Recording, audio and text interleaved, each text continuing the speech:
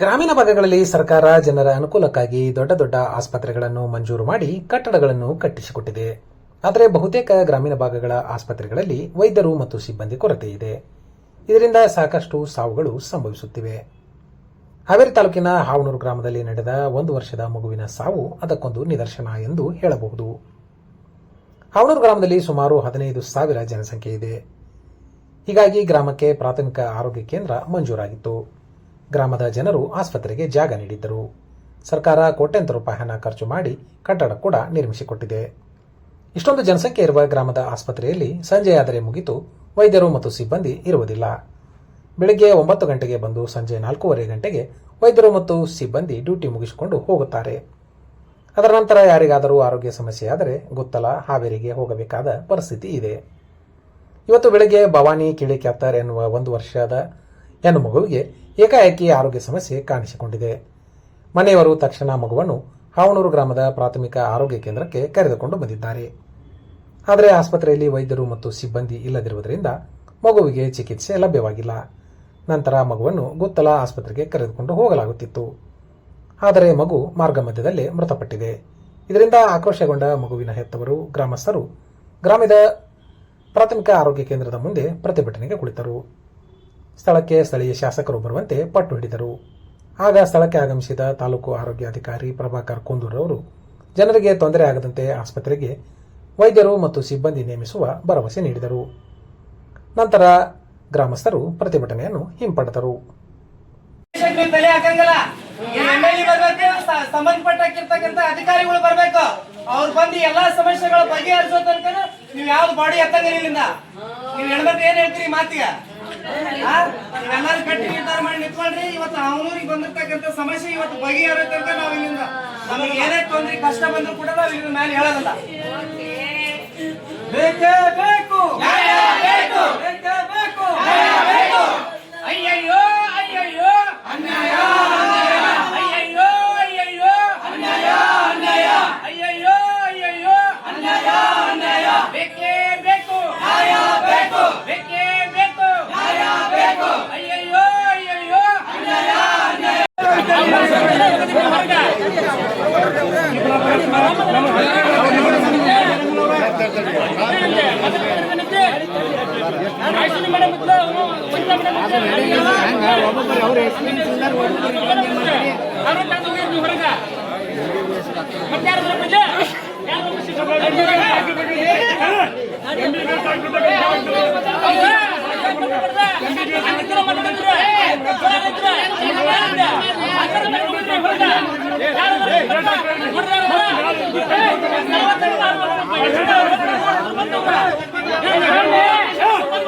ಹಾವೇರಿ ತಾಲೂಕು ಹಾವನೂರು ಗ್ರಾಮದಿಂದ ಕರ್ನಾಟಕ ರಕ್ಷಣಾ ವೇದಿಕೆ ಮತ್ತು ಊರಿನ ಪರವಾಗಿ ಈ ಒಂದು ಇದು ಹೇಳ್ತಾ ಇದ್ದೇವೆ. ನಮ್ಮ ಊರಾಗ ಒಂದು 2 ವರ್ಷದ ಕೂಸು ಕಿಳಿಕ್ಯಾತರ್ ಅಂತೇಳಿ ಒಂದು ಬೆಳಗ್ಗಿನ ಜಾವ ಒಂದು 8 ಗಂಟೆ ಹಿಂಗ ಆಟ ಆಡ್ತಾ ಉಸಿರಾಟದ ತೊಂದರೆಯಿಂದ ತಕ್ಷಣ ನಾವು ದವಾಖಾನೆ ಕರ್ಕೊಂಡ್ಬಂದ್ರೆ ದವಾಖಾನೆಯಲ್ಲಿ ಯಾವುದೇ ಸಿಸ್ಟರ್ ಆಗಲಿ ಡಾಕ್ಟರ್ಸ್ ಆಗಲಿ ಯಾರು ಇಲ್ಲ.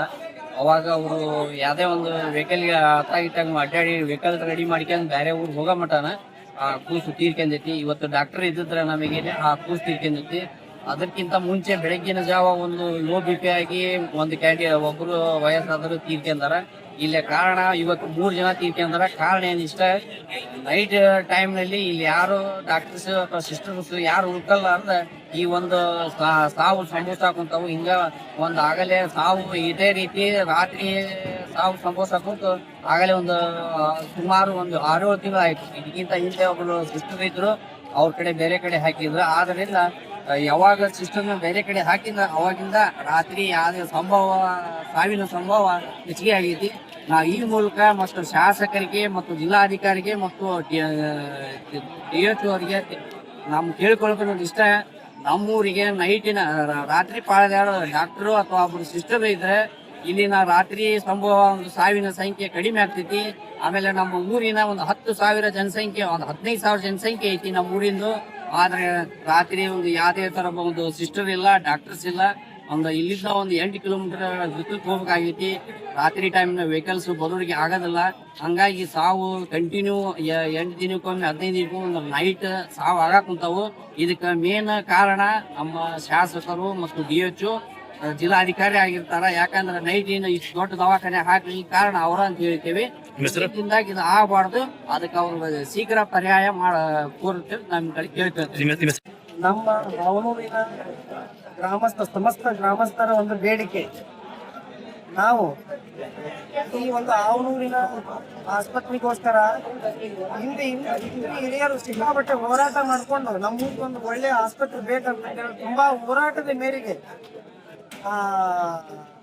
ಆಸ್ಪತ್ರೆ ಬೇಕಂತ ಹೋರಾಟ ಮಾಡಿದಾಗ ಅಧಿಕಾರಿಗಳು ಏನಂತ ಕೇಳಿದ್ರು, ಇಲ್ಲಪ್ಪ ಆಸ್ಪತ್ರೆಗೆ ಊರಿಗೆ ಕೊಡ್ತೇವೆ, ಜಾಗದ ಕೊರತೆ ಇದೆ ಅಂತ ಹೇಳಿದಾಗ, ಜಾಗದ ಕೊರತೆ ಇದೆ ಅಂತ ಹೇಳಿದಾಗ ನಾವು ಸ್ವಯಂವಾಗಿ ಎತ್ಕೊಂಡು ನಮ್ಮ ಜಾಗವನ್ನ ನಾವು ಸರ್ಕಾರಿ ಆಸ್ಪತ್ರೆ ಕಟ್ಟಿ ಕೊಡ್ತೇವೆ ಅಂತಿದ್ದೇವೆ. ಅವತ್ತಿನ ಕಾಲದಲ್ಲಿ ನಾವು ಸರ್ಕಾರಕ್ಕೆ ಜಾಗ ಕೊಟ್ಟಿದ್ದೇವೆ. ಎಲ್ಲ ಜಾಗ ನಮ್ಮ ಭೋವಿ ಸಮಾಜದವರು ಜಾಗ ಕೊಟ್ಟಿದ್ದೇವೆ. ಈ ಜಾಗದಲ್ಲಿ ಒಳ್ಳೆ ಆಸ್ಪತ್ರೆಯನ್ನ ಆಯ್ತು. ಈ ಡಾಕ್ಟರ್ ಪಟ್ಟಿ ಸಿಕ್ಕಾಪಟ್ಟೆ ಇದೆ ಸರ್. ಸಿಕ್ಕಾಪಟ್ಟೆ ಇರೋದ್ರಿಂದ ಇಷ್ಟು ಸುಮಾರು ಒಂದು 8-9 ಸಾವಿರ ಜನಸಂಖ್ಯೆ ಇರೋ ಊರಲ್ಲಿ ಡಾಕ್ಟರ್ ಕೊರತೆ ಸಿಕ್ಕಾಪಟ್ಟೆ. ಸಣ್ಣ ಡಾಕ್ಟರ್ ಇದೆ, 3 ಡಾಕ್ಟರ್ ಇದೆ ಕೊಡ್ತೇವೆ ಅಂತ ಹೇಳಿದ್ರು ಅವರು. 3 ಡಾಕ್ಟರ್ ಎಲ್ಲ ಎನ್ಸೋದಿಲ್ಲ, ಬೆಡ್ ಇದೆ, ಡಾಕ್ಟರ್ ಸಮಸ್ಯೆಗಳು ಬಹಳ ಆಗ್ತಾ ಇದೆ. ನಮ್ಮ ಬೇಡಿಕೆ ಏನಂದ್ರೆ, ಈಗ ಪೇಷಂಟ್ ಬಂದಾಗ ಎಮರ್ಜೆನ್ಸಿ ಹಾವೇರಿ ತಗೊಂಡು ಹೋಗು ಅಂತ ಹೇಳ್ತಾರೆ. ಈಗ ಇಷ್ಟು ದೊಡ್ಡ ಆಸ್ಪತ್ರೆ ಅವಶ್ಯಕತೆ ಯಾಕಿತ್ತು? ನಮ್ಮ ಬೇಡಿಕೆ, ನಮ್ಮ ಗ್ರಾಮಸ್ಥರ ಬೇಡಿಕೆ. ಈಗ 3 ಜನ ಡಾಕ್ಟರ್ ಇಲ್ಲಿ ಇದ್ರೆ ಅವನೂರಿನ ಗ್ರಾಮದಲ್ಲಿ ಯಾವುದೇ ತೊಂದರೆ ಆಗೋದಿಲ್ಲ ಅಂತಂದು ಹೇಳಿ ಬಯಸ್ತಾರೆ. ರೆಗ್ಯುಲರ್ ಆಗಿ 3 ಜನ ಸ್ಟಾಫ್ ನರ್ಸ್ ಬೇಕಂತ ಕೇಳಿದ್ರು. ಈಗ ಆಲ್ರೆಡಿ 2 ಕರ್ತವ್ಯ ನಿರ್ವಹಿಸ್ತಾ ಇದ್ದಾರೆ. ಅವ್ರ ಜೊತೆಗೆ ಇನ್ನೊಬ್ಬರನ್ನ ಇಲ್ಲಿ ಹಾಕಿ ರೌಂಡ್ ದ ಕ್ಲಾಕ್ ಒಬ್ಬರು ಸ್ಟಾಫ್ ನರ್ಸ್ ಇರಂಗೆ ವ್ಯವಸ್ಥೆ ಮಾಡ್ತಾರೆ. ಒಬ್ಬರು ಆಲ್ರೆಡಿ 5 ವೈದ್ಯರು ರೆಗ್ಯುಲರ್ ಆಗಿ ಕೆಲಸ ಮಾಡ್ತಾ ಇದ್ದಾರೆ. ಇನ್ ಕಾಲ್ಫಾರ್ ಮಾಡಿದ್ರಲ್ಲಿ ಯಾರಾದ್ರೂ MBBS ವೈದ್ಯರು ಇಮಿಡಿಯೇಟ್ ಬಂದ್ರೆ ಫಸ್ಟ್ ಪ್ರಿಫರೆನ್ಸ್ ಕೊಟ್ಟು ಅವ್ರಿಗೆ ಒಬ್ಬರು ಹಾಕಿ. ಇದು ಯಾಕೆ ಕಾರಣದಿಂದ ಸ್ವಲ್ಪ ಮಗು ಆರಾಮಿತ್ತು ಅಂತ ಹೇಳ್ತಾ ಇದಾರೆ. ಅವರು ಸಡನ್ ಆಗಿ ಹಾಲ್ ಕುಡಿದಿಂದಾಗ ಮೋಸ್ಟ್ಲಿ ಉಸಿರಾಟಕ್ಕೆ ತೊಂದರೆ ಆಗಿ ಡೆತ್ ಆಗಿರ್ಬೇಕು. ಯಾಕಂದ್ರೆ ಹಾಸ್ಪಿಟ್ಲಿಗೆ ಹೋಗೋದು ಮುಂಚೆನೆ ಮಗು ತೀರ್ಕೊಂಡಂತೆ ಅಂತಂದು ಹೇಳಿದ್ರು ಗೊತ್ತಾ ಹಾಸ್ಪಿಟಲ್. ಸರ್ ಈಗ ಡ್ಯೂಟಿಗೆ ಬರೋದು ಯೂಶಲಿ 9 ಗಂಟೆ ಮೇಲೆ ಡ್ಯೂಟಿ ಬರ್ತಾರ. ಅದು ಬೆಳಿಗ್ಗೆನ ಆಗಿದೆ ಇವೆಂಟ್. ಈಗ ನೈಟ್ ಡ್ಯೂಟಿ ಸಿಸ್ಟರ್ ಇದ್ದಿದ್ದಿಲ್ಲ. ಅದಕ್ಕೆ ಇನ್ಮೇಲೆ ಅವ್ರು ರೆಗ್ಯುಲರ್ ಆಗಿ ಇಲ್ಲೇ ಇರಂಗ್ ವ್ಯವಸ್ಥೆ ಮಾಡ್ತಾರೆ. ಈಗ ಸರ್ ಈಗ ಇರೋ ತಲೆ ಹಾಕಂಗಲ್ಲ. MLA ಬರ್ಬೇಕು, ಸಂಬಂಧಪಟ್ಟಿರ್ತಕ್ಕಂಥ ಅಧಿಕಾರಿಗಳು ಬರ್ಬೇಕು. ಅವ್ರು ಬಂದು ಎಲ್ಲಾ ಸಮಸ್ಯೆಗಳು ಬಗೆಹರಿಸೋ ತನಕ ನೀವ್ ಯಾವ್ದು ಬಾಡಿ ಎತ್ತಂಗಿಲ್ಲ ಇಲ್ಲಿಂದ. ನೀವ್ ಹೆಣ್ಮಕ್ಳು ಏನ್ ಹೇಳ್ತೀರಿ ಮಾತಿಗೆ? ನೀವೆಲ್ಲಾರು ಕಟ್ಟಿ ನಿರ್ಧಾರ ಮಾಡಿ ನಿಂತ್ಕೊಳ್ರಿ. ಇವತ್ತು ಅವನೂರಿಗೆ ಬಂದಿರ್ತಕ್ಕಂಥ ಸಮಸ್ಯೆ ಇವತ್ತು ಬಗೆಹರೋ ತನಕ ನಾವ್ ಇಲ್ಲಿಂದ ನಮಗೆ ಏನೇ ತೊಂದ್ರೆ ಕಷ್ಟ ಬಂದ್ರು ಕೂಡ ನಾವ್ ಇಲ್ಲಿಂದ ಮೇಲೆ ಹೇಳೋದಿಲ್ಲ. ಬೇಕೇ ಬೇಕು. ಯಾರು